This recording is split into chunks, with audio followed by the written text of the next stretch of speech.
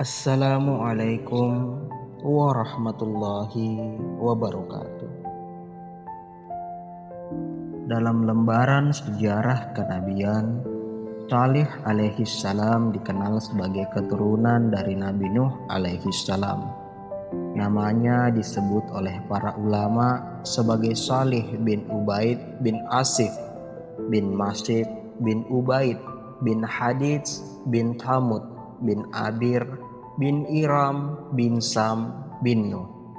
Ia berasal dari bangsa Tamud yang tinggal di daerah Al-Hijr, wilayah yang sekarang termasuk antara Madinah dan Tabuk. Salih tumbuh sebagai pemuda yang dikenal bijak dan terpercaya. Ia dihormati oleh kaumnya bahkan sebelum ia diangkat menjadi nabi. Ia berasal dari kalangan terpandang dan memiliki kefasihan berbicara serta kecerdasan yang luar biasa. Namun semua kemuliaan itu tidak menjadikannya sombong. Ia dikenal karena kelembutan, bukan kekerasan, karena kebenaran, bukan kekuasaan.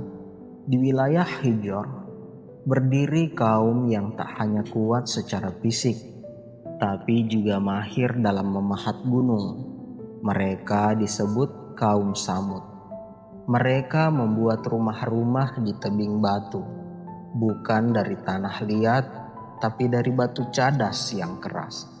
Dan kamu memahat sebagian dari gunung-gunung untuk dijadikan rumah dengan penuh keahlian. Mereka tidak hanya hidup mewah, tapi juga penuh kesombongan.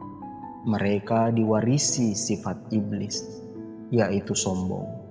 Mereka berkata, "Siapa yang bisa menandingi kami? Kami tidak butuh nabi. Kami butuh tanah yang subur, ternak yang gemuk, dan batu yang kokoh."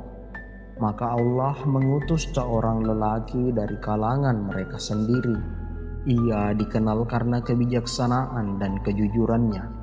Namanya Salih alaihi salam. Ia berkata, "Wahai kaumku, sembahlah Allah. Tidak ada Tuhan selainnya bagi kalian." Ia menyeru kepada tauhid, mengajak meninggalkan kesyirikan, dan memperingatkan bahwa keahlian mereka memahat gunung takkan menyelamatkan mereka dari kemurkaan yang ada di langit. Tapi kaum Samud seperti kaum sebelumnya, tertutup hatinya. Mereka tidak memandang kepada siapa yang berbicara, tapi pada apa yang ia miliki. Dan karena Salih tidak datang dengan harta, mereka meremehkannya.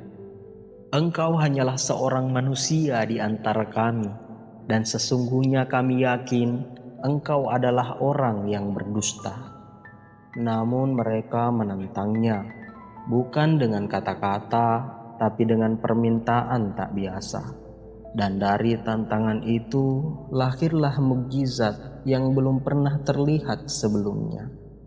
Kaum Samud bukan hanya mencemooh Salih, mereka menantangnya.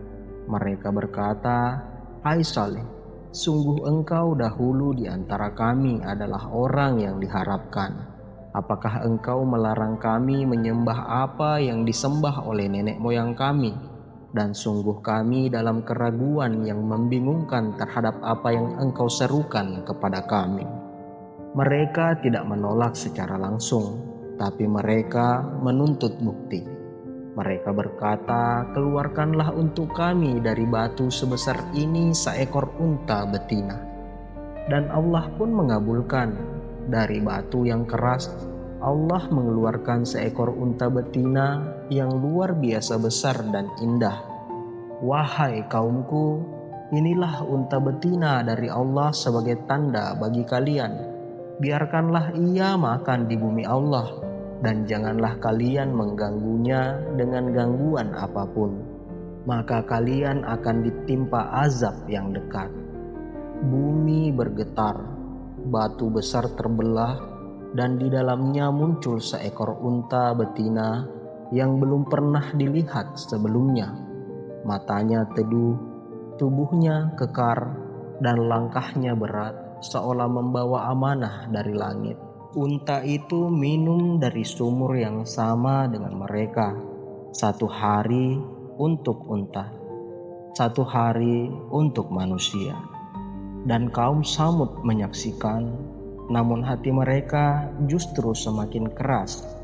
Sesungguhnya telah datang kepada kalian bukti yang nyata dari Tuhan kalian, yaitu unta betina ini sebagai tanda darinya. Maka biarkanlah ia makan di bumi Allah, dan janganlah kalian menyentuhnya dengan gangguan. Jika tidak, maka azab Allah yang pedih akan menimpa kalian. Tapi mukjizat bukan untuk mereka yang hanya ingin menonton, tapi untuk mereka yang ingin tunduk, dan kaum Samud tidak ingin tunduk. Unta betina itu bukan sekedar hewan, ia adalah ayat tanda dari Allah. Tapi bagi kaum Samud, tanda itu menjadi gangguan. Mereka yang meminta bukti itu, Allah mengabulkan, namun mereka mulai resah. Unta itu mengambil giliran minum mereka. Ia menjadi pusat perhatian, anak-anak menyentuhnya, orang-orang mulai mendengar kata-kata saleh, dan bagi mereka yang berkuasa, itu adalah ancaman. Mereka membunuh unta betina itu dan mendurhakai perintah Tuhan mereka. Dan mereka berkata, "Wahai Salih, datangkanlah kepada kami azab yang engkau janjikan, jika engkau benar-benar termasuk orang-orang yang diutus." Maka terjadilah malam gelap itu. 9 orang dari kalangan jahat bersekongkol. Mereka menyelinap ke tempat unta itu beristirahat, dan mereka membunuhnya. Mereka tidak hanya membunuh tubuhnya, tapi juga membunuh peringatan dari langit, membunuh bukti yang mereka minta sendiri. Dan ada 9 orang laki-laki di kota itu yang membuat kerusakan di muka bumi dan tidak mengadakan perbaikan. Mereka berkata, "Bersumpahlah kalian satu sama lain demi Allah, bahwa kita benar-benar akan menyerang membunuh dia dan keluarganya di malam hari." Saleh mendengar berita itu. Ia berdiri di hadapan kaumnya dengan penuh luka. "Bersukarialah kamu sekalian di rumahmu selama 3 hari. Itu adalah janji yang tidak akan didustakan." 3 hari, bukan untuk taubat, tapi untuk merenung. Allah tidak langsung mengirimkan azab. Ia memberi waktu untuk berpikir, waktu untuk memilih. Tapi kaum Samud tertawa. Mereka bahkan menantang, "Mana azabmu, wahai Salih?" Dan hari pertama berlalu, langit diam. Hari kedua berlalu, bumi tetap tenang. Hari ketiga datang, dan suara dari langit pun turun. Hari ketiga tiba, langit masih biru, tapi tanah mulai gelisah. Kaum Samud masih berdiri dengan sombong di hadapan Nabi Salih. Mereka berpikir azab itu hanya ancaman. Bagi mereka, kematian unta adalah akhir dari kisah ini. Maka ketika keputusan kami datang, kami selamatkan Salih dan orang-orang yang beriman bersama dia dengan rahmat dari kami. Dan dari kehinaan pada hari itu, sesungguhnya Tuhanmu, dialah yang maha kuat lagi maha perkasa. Dan tiba-tiba, maka mereka dibinasakan oleh suara yang keras yang mengguntur, lalu jadilah mereka mayat-mayat yang bergelimpangan di rumah-rumah mereka. Maka mereka dibinasakan oleh suara keras yang mengguntur ketika matahari terbit. Suara itu bukan ledakan. Ia adalah saihah, dentuman dari langit. Tidak terlihat, tidak tersentuh, tapi cukup untuk merobek tubuh dan meluluhkan gunung. Dalam sekejap, kaum Samud yang gagah dan megah itu hancur. Tidak oleh pedang, tapi oleh suara. Rumah-rumah batu mereka tetap berdiri, tapi penghuninya menjadi batu. Maka lihatlah betapa dahsyatnya akibat makar mereka. bahwa kami hancurkan mereka dan kaum mereka semuanya. Salih dan pengikutnya telah pergi, mereka diselamatkan.